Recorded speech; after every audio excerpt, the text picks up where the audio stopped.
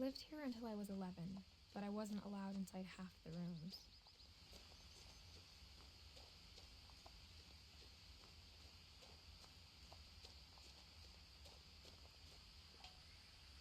Inside the mailbox were bills from 7 years ago, marked urgent, open immediately. I hadn't been back since my brother Lewis's funeral.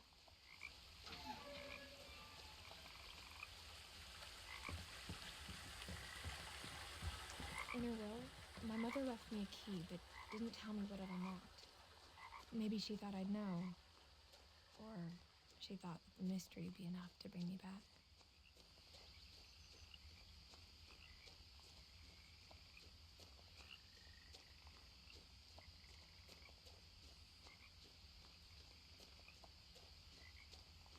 No one had driven this way in a long time, but I saw a few hoof prints.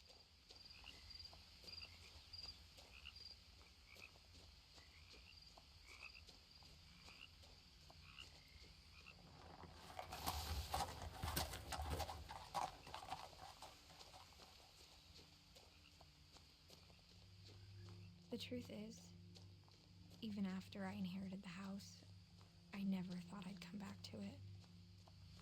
But now I had questions about my family that only the house knew the answers to.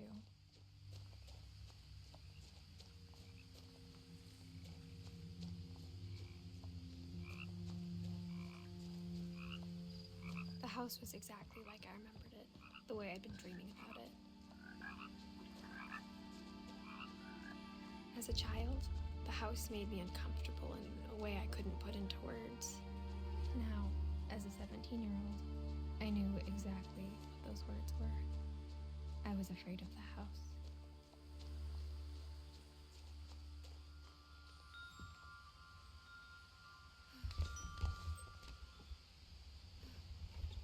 Crawling through the doggy door used to be a lot easier when I was 11.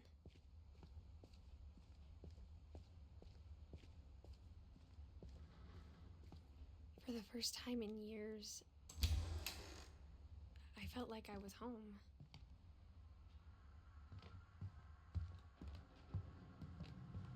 Nothing in the house looked abnormal. There was just too much of it, like a smile with too many teeth. After Milton disappeared, Mom sealed up all the bedrooms. Then Edie retaliated and drilled peepholes.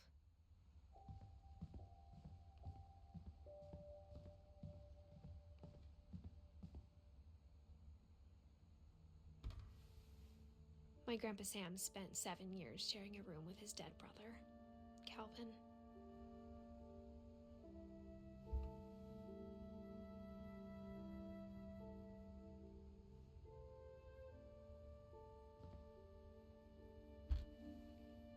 As a kid, I just assumed every house had peepholes and sealed rooms you weren't allowed inside of.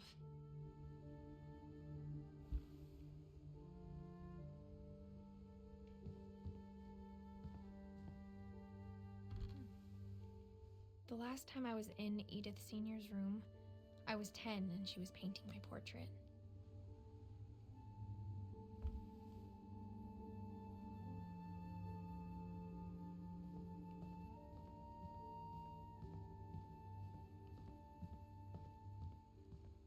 I spent a lot of time playing in Great Uncle Walter's room. I think my mom sometimes regretted not sealing it up. Lewis told me there were secret passages, but I never believed him.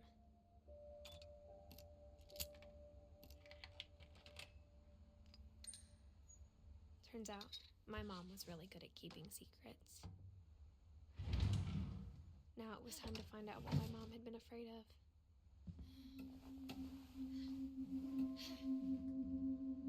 Reading this, maybe it sounds like I had a plan, but I had no idea what was behind that door.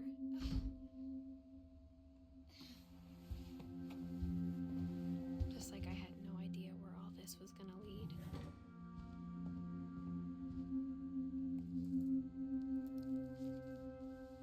December 13th, 1947. Dear Diary, I'll be gone soon, but I wanted to tell somebody about what's gonna happen. It started when Mom sent me to bed without dinner. I woke up and I was starving, so I looked around for something to eat. The gerbil food was dry, but I didn't mind it.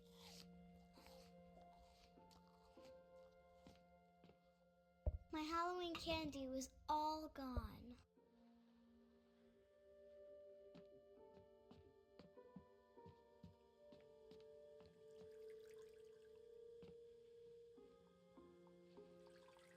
I thought about eating Christopher, but I held back.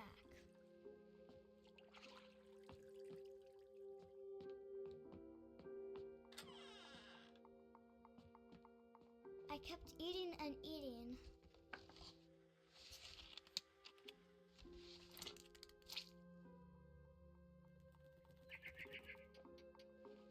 I ate a lot of things that night.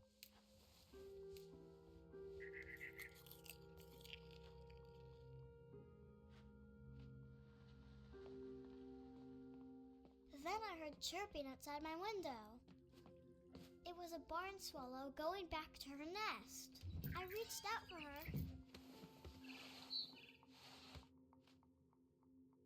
And suddenly, I was a cat.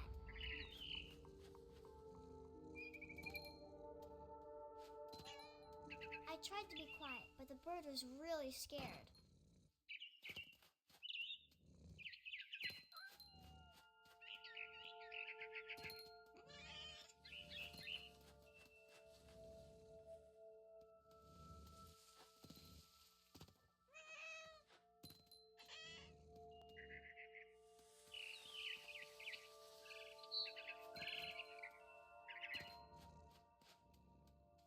I jumped and I almost got her.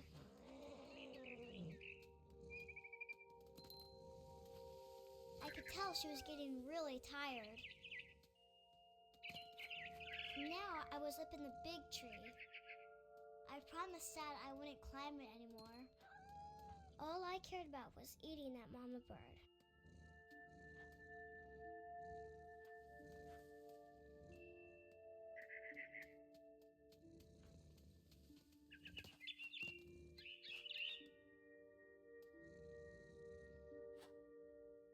I gobbled her up. And suddenly, I was an owl. First, all I heard was the wind. Then I heard little teeth nibbling in the grass.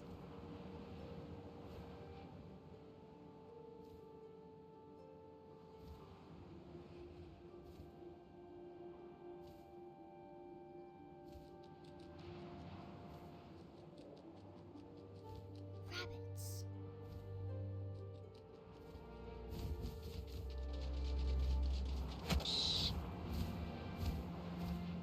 I imagined his face looking up and seeing mine through my talons. I swallowed him up, and I didn't chew one bit. Then I flew off to find something bigger.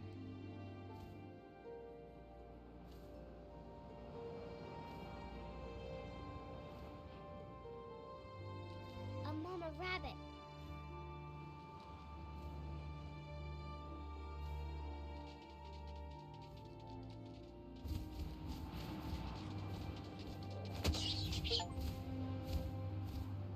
She was almost too big to carry. I started choking, but I couldn't stop eating. And suddenly, I was a shark.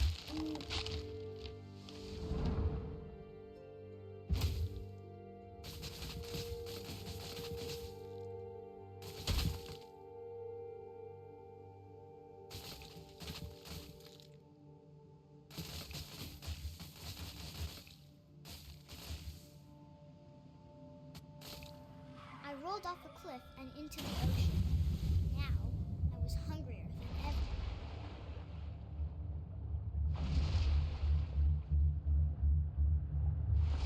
I wanted fat, juicy seals.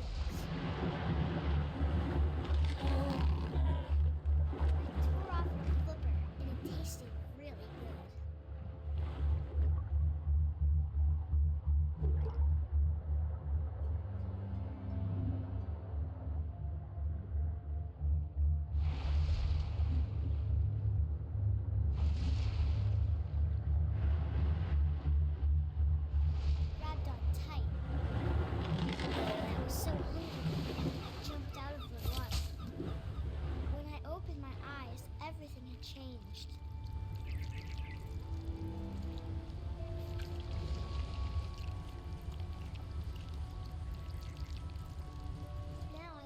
monster, and I smelled people everywhere.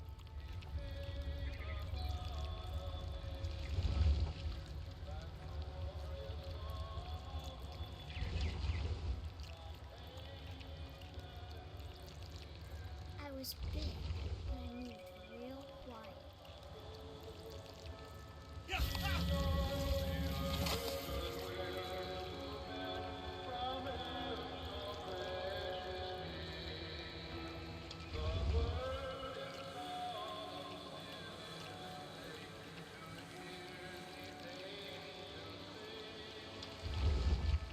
I wanted to stop, but also I didn't.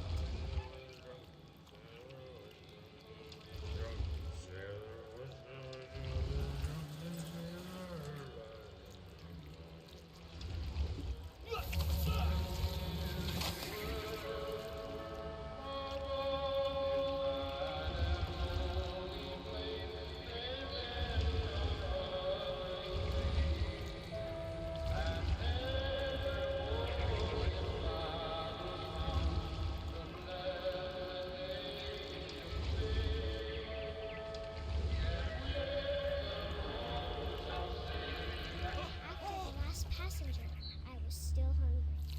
To cross the water, I smelled something new, something I had to have, so I swam towards it.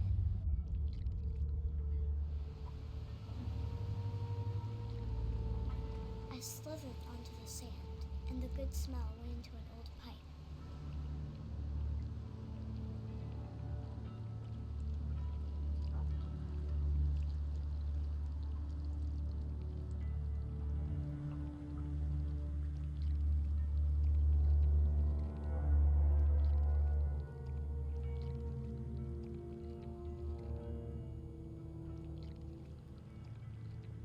I got closer and closer.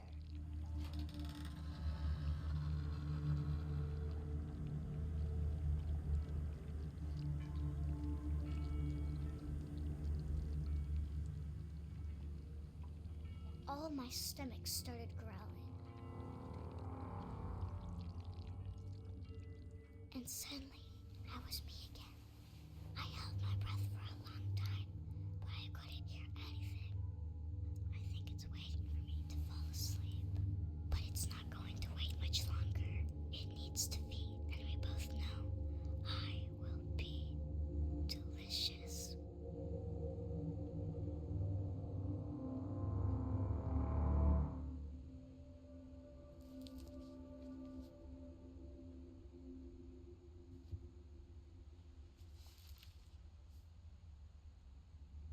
I'm not sure if I believed all of that, but I'm sure Edie would have.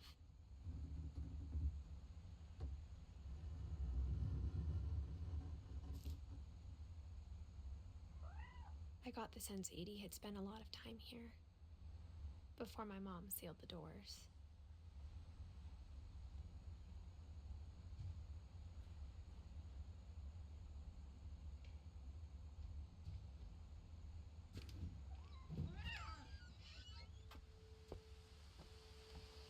This will be obvious later, but my mom never told me any of these stories.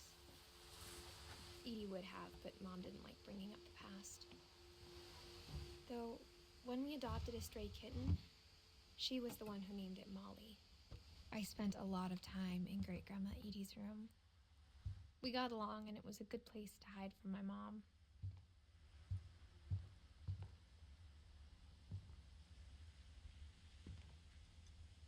When Edie told people Sven was killed by a dragon, she could also have said he was building a dragon-shaped slide that collapsed.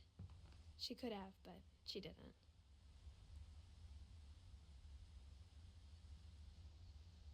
Even in her 90s, sometimes Edie seemed a lot younger than my mother.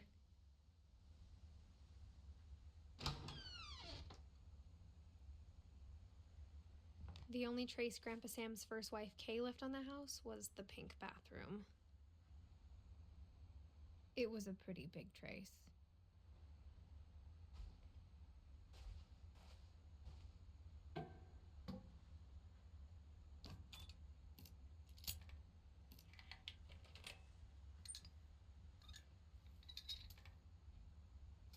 There's a secret in this bathroom.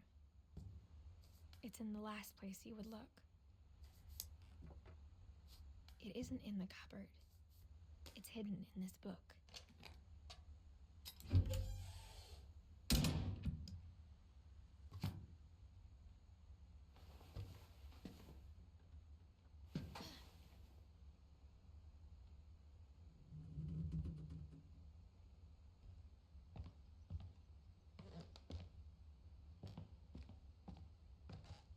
Sven gave Sam an old camera he'd refurbished.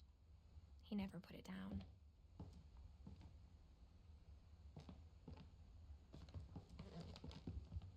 From the paintings on the wall, it was clear my brother Milton had been here before me.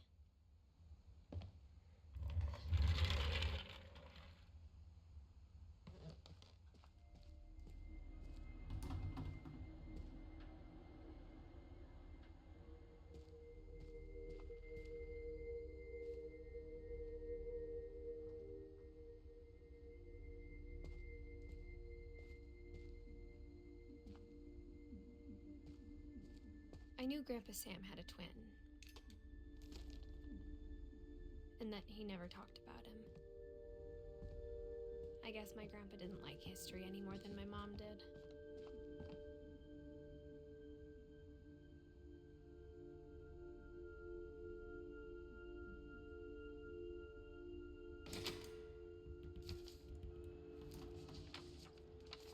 How I Want to Remember My Brother by Sam Finch. The thing I remember is that when he made up his mind, that was it.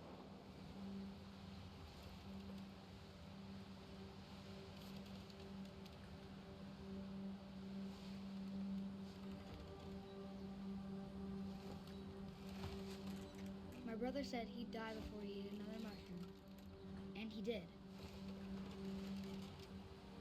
At Barbara's funeral, we swore he'd never be afraid again, and he wasn't. I think Calvin always wanted to fly. Sam! Calvin! Dinner's ready! Coming!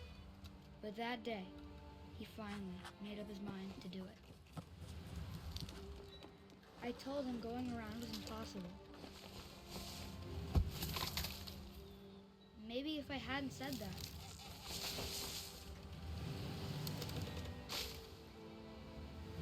Calvin! I'm not gonna tell you again! Maybe if the wind hadn't picked up. Then maybe he'd still be here. But I doubt it. I think he'd already made up his mind. That's what I want to remember about my brother.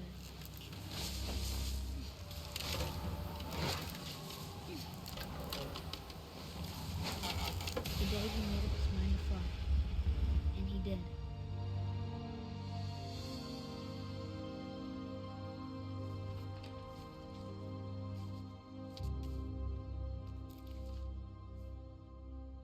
Calvin's story felt strangely familiar. When I was younger, I remember trying to do the exact same thing,